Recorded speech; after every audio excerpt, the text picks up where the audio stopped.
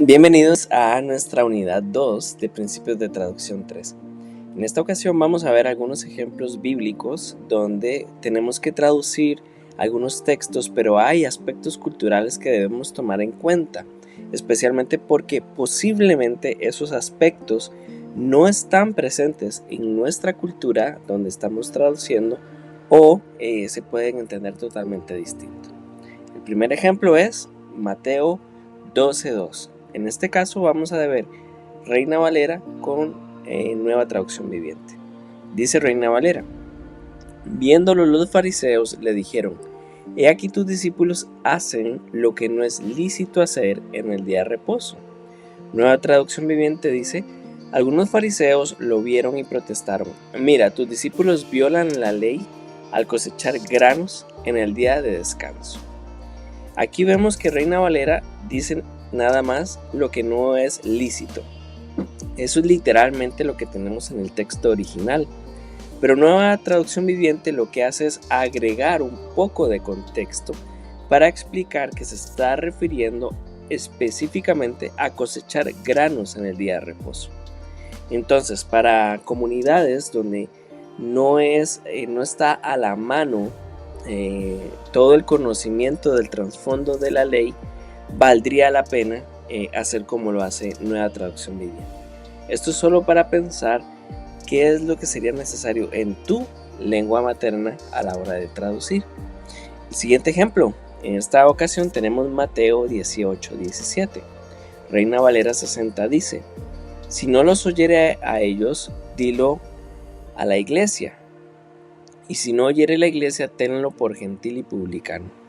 Nueva Traducción Viviente dice: si aún así la persona se niega a escuchar, lleva el caso ante la iglesia.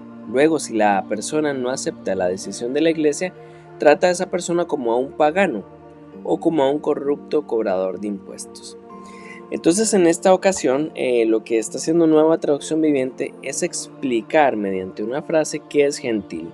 Dice que gentil es un pagano y un publicano es un corrupto cobrador de impuestos. Entonces, para comunidades donde estos dos conceptos están fuera de lo que pueden entender, valdría la pena entonces ampliar como Nueva Traducción Viviente. Otra de las cosas que debemos tener mucho cuidado es que si ya por el contexto de los versículos anteriores se entiende que, o ya habíamos explicado que era un gentil y un publicano, entonces de pronto no es necesario hacerlo totalmente explícito. Pero si al leer el contexto nosotros creemos que nuestros lectores pueden tener mucha dificultad para saber qué es un gentil o qué es un publicano, entonces podemos utilizar el recurso que nos da Nueva Traducción Viviente. Siguiente ejemplo está en Marcos capítulo 4 versículo 35. Aquel día, cuando llegó la noche, les dijo: pasemos al otro lado. Esto es literalmente lo que tenemos en el texto también. Reina Valera 60 busca ser muy fiel al original. Nueva Traducción Viviente dice: al atardecer, Jesús dijo a sus discípulos: crucemos al otro lado del lago. Como vemos, nada más hace explícito geográficamente a qué se refería Jesús. En este caso no estamos cambiando el sentido de la frase, nada más estamos poniendo algo de contexto explícito. Entonces, si no queda claro, pues la fórmula que nos da Nueva Traducción Viviente es una buena idea. Vamos a ver ahora Hebreos capítulo 11 versículo 30. Por la fe cayeron los muros de Jericó después de rodearlos 7 días. Lo que hace Nueva Traducción Viviente es agregar: fue por la fe que el pueblo de Israel marchó alrededor de Jericó. Es lo único que agrega, a pueblo de Israel. Y aquí hay que tener mucho cuidado, especialmente si estamos traduciendo el Nuevo Testamento y nuestras comunidades todavía no tienen el Antiguo Testamento y no conocen la historia. Valdría la pena entonces seguir la recomendación de Nueva Traducción Viviente, que nuevamente no está cambiando el sentido del versículo, nada más está haciendo explícita alguna información. Otro de los temas importantes en esta unidad 2 eran las acciones simbólicas. Cuando nos topamos con una acción simbólica, tenemos que primero identificar la acción simbólica. Luego tenemos que averiguar qué significa esa acción y pensar si va a tener la misma intención en nuestra propia cultura. Vamos a ver algunos ejemplos. El primero de ellos es Mateo 10:14. Y si alguno no os recibiere, ni oyere vuestras palabras, salid de aquella casa o ciudad y sacudid el polvo de vuestros pies.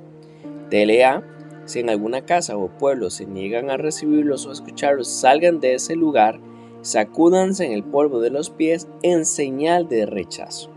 Lo que está haciendo, traducción del lenguaje actual, es agregando el significado de esta acción simbólica. No es sacudirse el polvo de los pies solamente para evitar la suciedad en los pies. Es que esta era una acción que se le daba a los profetas cuando rechazaban el mensaje. Entonces, como este pueblo había rechazado el mensaje, ellos querían quitarse hasta el polvo de sus pies en señal de que así como ellos rechazaron el mensaje, ahora han sido rechazados por Dios. Entonces, si en nuestras comunidades la acción simbólica de sacudirse el polvo de los pies no tiene el sentido de rechazo, valdría la pena entonces hacer la acción simbólica explícita, como lo está haciendo TLA. Vamos a ver otro caso. Mateo 27:24. Reina Valera 60 dice: viendo Pilato que nada adelantaba, sino que se hacía más alboroto, tomó agua y se lavó las manos delante del pueblo, diciendo: inocente soy yo de la sangre de este justo, allá vosotros.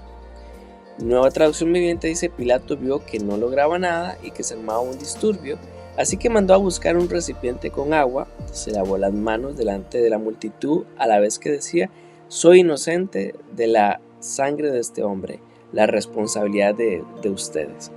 Entonces aquí la acción simbólica de lavarse las manos nuevamente no vuelve a ser un tema de higiene, de tener limpias las manos como para comer, sino más bien es lavarse la responsabilidad.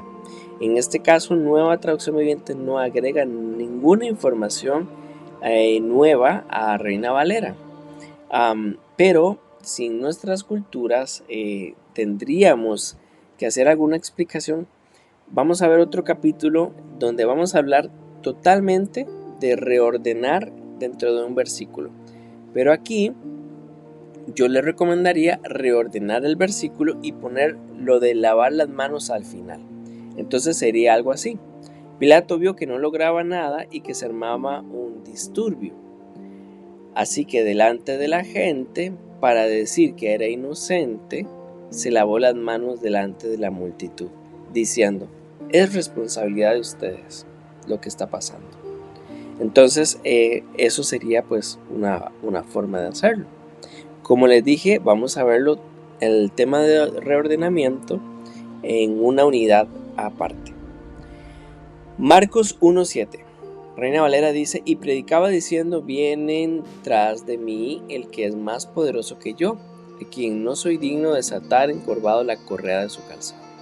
Nueva Traducción Viviente, por su parte, dice: Juan anunciaba: pronto viene alguien que es superior a mí, tan superior que ni siquiera soy digno de inclinarme como esclavo y desatarle las correas de las sandalias.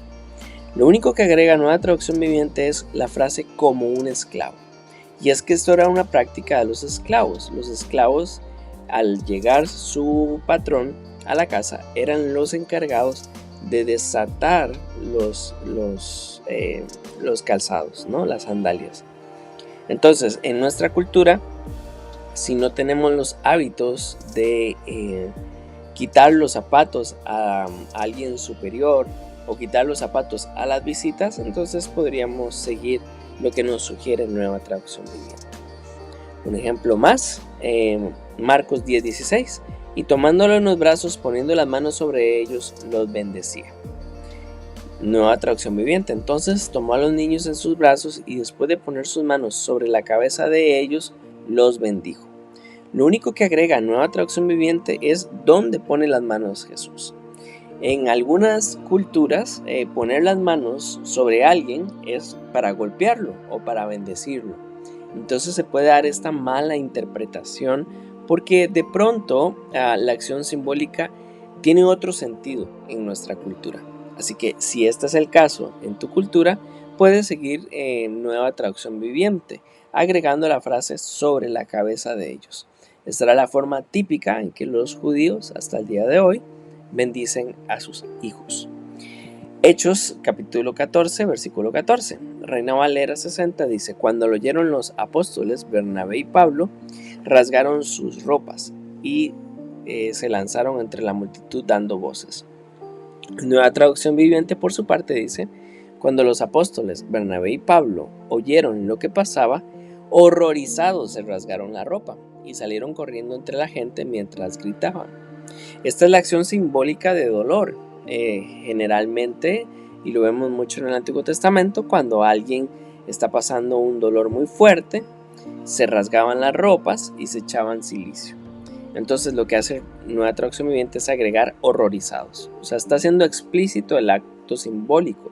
No fue que se rasgaron las ropas porque les picaba o porque sentían calor, sino porque estaban horrorizados de lo que estaba pasando. Entonces, si en nuestra cultura rasgar la ropa no se entiende, esta es una muy buena solución que nos agrega Nueva Traducción Viviente.